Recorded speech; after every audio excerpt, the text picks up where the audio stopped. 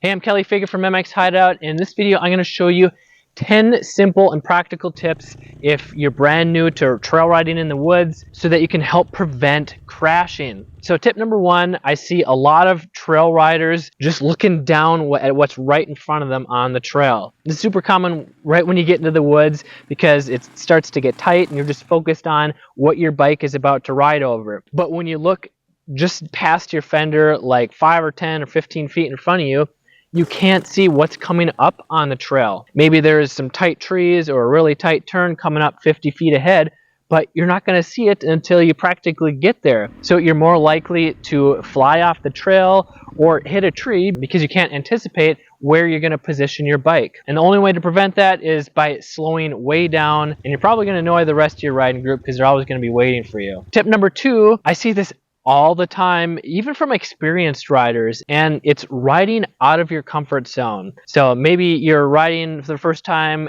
with a group of guys or girls that are way more experienced than you. Maybe you feel pressured to ride faster, to keep up with them, or maybe you're just super excited to ride your bike and start riding out of your comfort zone. You start to get loose, get out of control. Or maybe there's a faster person right behind you and you hear them. This can mentally push you to ride out of your comfort zone because you're like, oh, I'm annoying them. Or maybe the really loud bike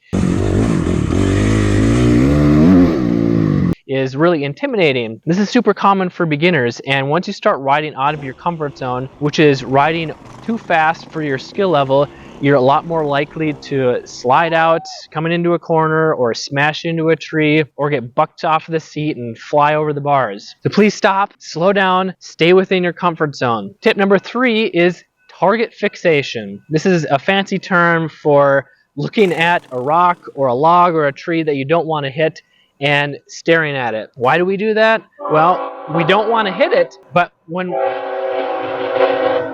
we look at it and focus on it, that's telling our brain and our body that that's where we want to go. So the next time you see a big rock or a tree on the trail that you don't want to hit, don't stare at it. It's okay to notice it, but focus on where you want to go, straight ahead on the trail. Tip number four, if you're new to riding trails, is I see a lot of trail riders, they just sit on the seat the whole time that they're riding. And if you're riding really slow, a really smooth trail, you can get away with it. But if you start riding faster or over bumpy terrain or rocks or logs, you're a lot more likely to get bucked off of the seat. Maybe you're sitting because you don't feel like you have the leg strength, or it's really awkward, uncomfortable to stand. Well, if that's the case, you can check out my Standing Up Made Easy troubleshooting workbook. It's in the description below. So if you're getting bucked off of the seat from bumps or obstacles, just know that that's a sign that you need to stand up more. Tip number five is when you're turning. I see it all the time.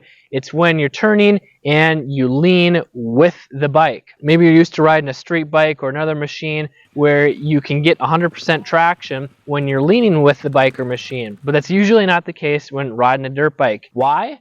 Well, it's because you're putting a load on the tires that makes it want to wash out even more. When your bike starts to lean over, those tires are putting a load at an angle on the ground, so that makes them want to slide out. So if you're leaning with the bike, that puts more load at that same direction. And this is even worse when you're riding a flat corner because there's less traction. There's nothing to bank on. It's like when you're trying to pound a hammer into a piece of wood. If you're pounding it straight on, it's going to be a lot easier. Where if you're trying to pound it in at an angle, it's going to want to slide right out. What I've found works best is positioning your body over the tires or putting a load on top of the tires, giving them more traction so they don't slide out as easily. And if you do want to become a confident trail rider this year, then you should download my free Basic Techniques Guide. It's a free PDF that you can download at motocrosshideout.com/basic, or you can click the link in the description below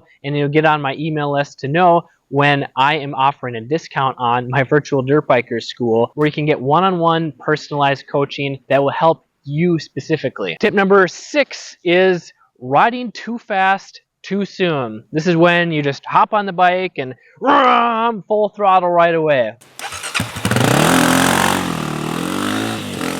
Maybe you do this because you're super excited to ride, or maybe it's really hot out and you think that your bike and body don't really need time to warm up because you're already sweating. Well, I know that when I do that, it's a lot harder to control my bike because my muscles and my blood, they're still cool, which means that they're tight, and it's hard to relax and use the throttle and the controls smoothly. Because if I'm cramping up or if I'm tensing up, I'm being really jerky with the throttle or the brakes, this is going to cause the bike to get unsettled and wash out or fly off the trail more easily. So when I give it time to warm up with some light activity or some very light riding for 5, 10, 15 minutes, my blood and muscles will start to warm up and loosen up, allowing me to be more smooth and precise with the controls. Tip number 7, another mistake is only using the rear brake when trail riding. And when I ask trail riders that only use the rear brake why they don't use the front, they say it's because it's too sketchy. It's really intimidating when your front end just goes wherever it wants to, or you don't want to fly over the bars. That's really scary. I totally get it. But when you're only using the rear brake, you're only getting about maybe 20% overall braking power. This means that even if you're efficient with the rear brake, it's going to take at least twice as long to slow down or stop as opposed to only using the front brake. The problem is it's easy to form a bad habit of stabbing at the brake, where you just grab at it in an emergency because you're trying to slow down for a turn or an obstacle or an animal came flying on the trail. And when you stab at it, this is when it's more likely to just wash out from underneath you because there's not enough load or weight on the front tire, which means it doesn't have as much traction. Tip number 8, you're more likely to crash if you're always waiting until you get into the corner to use the brakes. This could be from just looking down and not seeing what's ahead of you, or you get to the corner and realize it's tighter than you expected, so you're about to overshoot or fly off the trail. When you slam on the brakes, you're a lot more likely to wash out because you're going to stab at them. And if you're always waiting until you get to the corner, you're a lot more likely to overshoot the corner. And if you're trying to improve your corner speed, think of it like this. Instead of going deep into the corner and then braking, instead brake early so that you can see the whole corner and then get on the gas sooner in the corner, and you can have more momentum throughout the corner, and by the time you get to the exit you're going to be accelerating even faster than you would when you came into the corner really fast. Tip number 9 is when it comes to standing, and if you're trying to stand at least 90% of the time, you might be getting exhausted within just a few minutes. Now, learning how to properly and efficiently stand in the right position is extremely critical. If you're riding rough terrain, higher speeds, or riding over obstacles, you gotta learn how to properly position yourself and shift your body while standing. But the problem is, if you're standing just to stand up because everyone always says, oh, you got to stand up as much as possible, you might be standing a little bit too much. Think about it like this. If you're riding smooth terrain where you can sit on the seat and not get bucked off, then why do you need to stand? Why not conserve a little bit of energy until you get to a bump or rougher terrain? Tip number 10, and I just realized that I have 11 tips, so you get a bonus one after this. Have you ever heard the advice, when in doubt, throttle out? So if you're trying to like get over an obstacle or get over a hill, a lot of guys say, oh, just get over the rear and gas it and you'll get over it. That can work great until it doesn't. If you do that, you're a lot more likely to wheelie and loop out or smash into a tree. So if you're already riding out of control, trying to get up a hill or over an obstacle, just giving it more gas is not going to give you more control over the bike. The bike is controlling you at that point. And for me, I never want to be in that situation. I want to have control of the bike